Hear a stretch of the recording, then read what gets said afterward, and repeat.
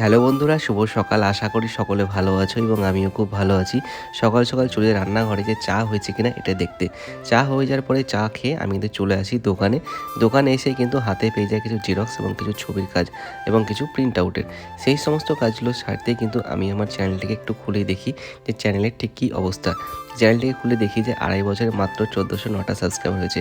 সকলকে আমি এটাই বলবো, সকলে আমার চ্যানেলটিকে সাবস্ক্রাইব করে আমার পাশে থেকো, তাহলে আমি ভিডিও বানাতে আরেকটু উৎসাহ পাবো। এবং তারপর দোকানে আরও কিছু কাজ ছিল, সেই সমস্ত কাজগুলো সেরে আমি কিন্তু চলে আসি আমার ভিডিওটাকে ডাবিং করে ভিডিওটা পোস্ট করতে।